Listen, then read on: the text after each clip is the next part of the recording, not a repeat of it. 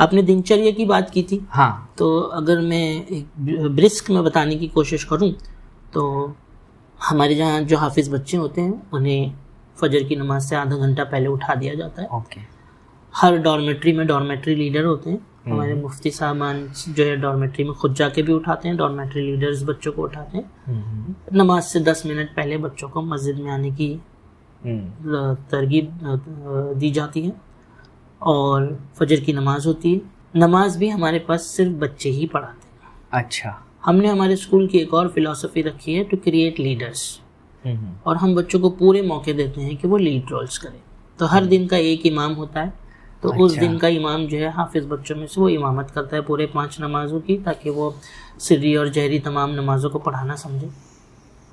इमाम साहब अपनी नमाज पढ़ाते हैं और नमाज के बाद फिर दर्स होता है, 5 मिनट का मदरसा जी, जो आपने तरबियत की बात की थी। क्योंकि हम स्कूल हैं तो हमें स्कूल में 8 घंटा कंटेम्परेरी सब्जेक्ट्स भी पढ़ाना है।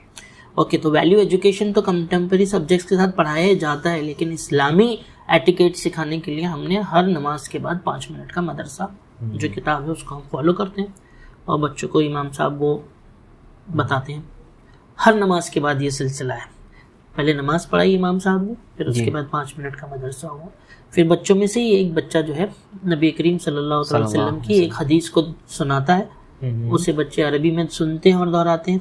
फिर उसका इंग्लिश तर्जुमा सुनाता है, उसे बच्चे सुनते और दोहराते हैं। फिर उसका उर्दू तर्जुमा सुनाता है, ताकि बच्चों को उन हदीसों का की प्रॉपर अंडरस्टैंडिंग हो सके और वो अपनी ज़िंदगी में उन्हें शामिल कर सके। तो ये फजर के वक्त का नमाज का टाइम है। फजर की नमाज के फ़ौरन बाद दर्स के फ़ौरन बाद हदीस के फ़ौरन बाद 50 मिनट का दौर। ये पहला दौर है बच्चे का, जहाँ वो अपने अपने ग्रुप में याद करते हैं सिर्फ, और निगरानी के लिए हमारे दोनों मुफ्ती साहब होते हैं और हमारे 4 मौलवी साहब होते हैं जिन्हें हम हाफिज़ मेंटोर करते हैं। 50 मिनट के दौर के बाद फिर बच्चों को जो है ब्रेक होता है, फिर वो अपना दिन की तैयारी शुरू करते हैं। थोड़ी बहुत एक्सरसाइज का मामला होता है, बच्चे 10 से 15 मिनट या 20 मिनट ग्राउंड में वार्म अप्स कर लेते हैं, एक्सरसाइज कर लेते हैं। फिर उसके बाद नाश्ता, फिर तैयार होकर स्कूल आते हैं। अब यहाँ से कंटेम्प्रेरी एजुकेशन शुरू हुआ। स्कूल का जो उनका पहला 20 मिनट से आधा घंटा होता है वो स्कूल की प्रेयर्स होती है, जिसे आप असेंबली कहते हो। जी। वो भी हमारे बच्चे ही करते हैं। असेंबली भी हमारी काफ़ी स्ट्रक्चर्ड और स्टडीड है, क्योंकि ये हाफिज़ बच्चे बाहर की दुनिया कम देखे होते हैं। तो वहाँ उन्हें एक पब्लिक स्पीकिंग के लिए भी तैयारी करनी होती है। उनका स्टेज फियर भी निकलवाना होता है हमें। दूसरे सब्जेक्ट्स में क्या क्या नॉलेज है मिल रही है उन्हें और क्या है वो जनरल नॉलेज भी देना होता है। साइंस कितना बढ़ चुका आगे, मैथमेटिक्स कितना आगे बढ़ चुका, समाजियात में क्या हो रहा है, करंट अफेयर्स वगैरह में वो बताना होता है, इस्लामिक हिस्ट्री बतानी होती है। तो ये 7 मॉड्यूल्स की हमारी असेंबली है। पहले किरत होती है, एक आयत को हम डिसाइड कर लेते हैं 1 हफ्ते के लिए या 15 दिन के लिए, कुछ आयतों को, और वही आयतें रोज़ दोहराई जाती हैं, बच्चे दोहराते हैं उसको, और उसके ऊपर सवाल किया जाता है कि अल्लाह सुब्हान तआला इससे हमें क्या सिखाने की कोशिश कर रहे हैं। उसी तरह एक हदीस को हम हफ्ता भर चलाते हैं और उस पर क्वेश्चन किया जाता है कि इस हदीस को हम अपनी ज़िंदगी में कैसे शामिल कर सकते हैं।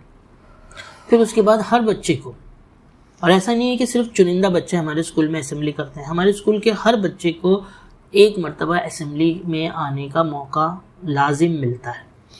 अभी तो नंबर छोटे हैं तो एक मरतबा नहीं, साल भर में 4 मरतबा मिल जाता है। एक बच्चे को मौका मिलता है कि वह आए और इंग्लिश में 1 मिनट किसी मुद्दे पर, जैसे आर्टिफिशियल इंटेलिजेंस क्या है जी, ओके, क्रिप्टो करेंसी क्या है, इसके ऊपर उन्हें बोलने का मौका मिलता है। वो बोलते हैं और उसके ऊपर सवाल भी करते हैं। तो साथ साथ में लिसनिंग एबिलिटी भी हमारी चल रही होती है। जो खड़े हैं वो उनको सुनकर जवाब देना होता है।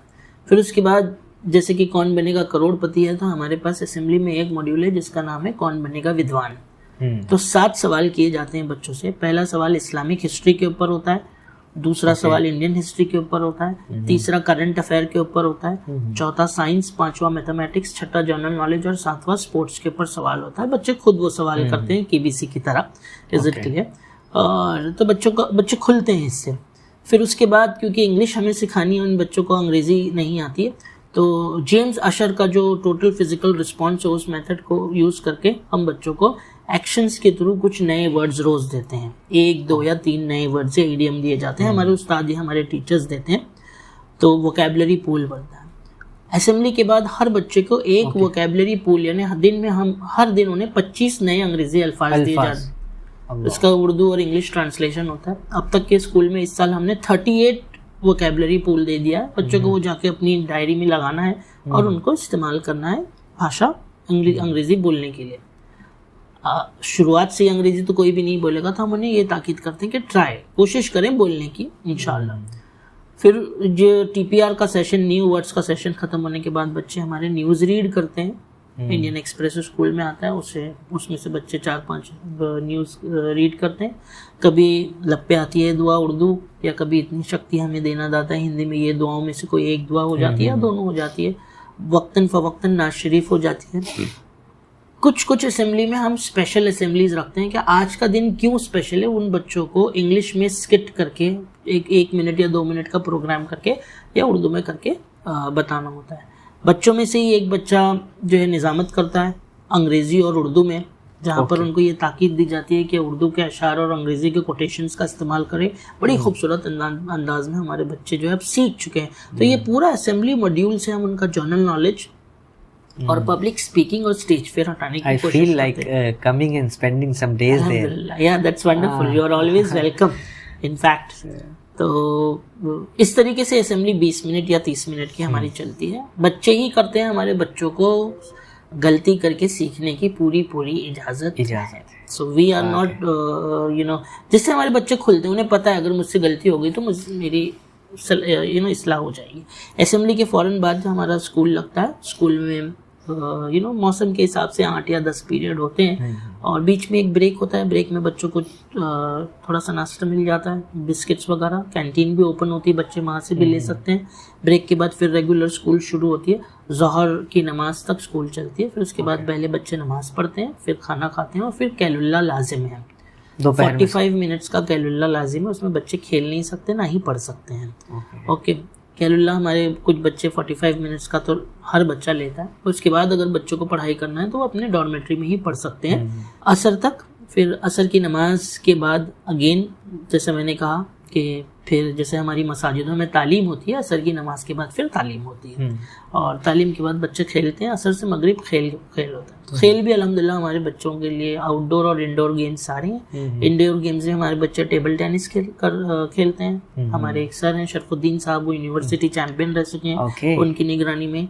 कैरम्स बच्चे अच्छा खेलते हैं और बैडमिंटन खेलते हैं। और उसी के साथ आउटडोर गेम्स में वॉलीबॉल, क्रिकेट, फुटबॉल और बास्केटबॉल का बंदोबस्त है। हर 2 महीने में हमारे पास एक मनाफात फाउंडेशन स्पोर्ट्स फेडरेशन की तरफ से टूर्नामेंट्स होते हैं। जैसे कि स्कूल IPL चलते हैं, अलग अलग टीम्स हैं। हमारे स्कूल में भी केरला टीम है, मुंबई टीम है, दिल्ली टीम है, लखनऊ टीम है और बच्चे बहुत अच्छे से खेलते हैं। खेल में भी बच्चों को स्कोर बोर्ड भी खुद मेंटेन करना है।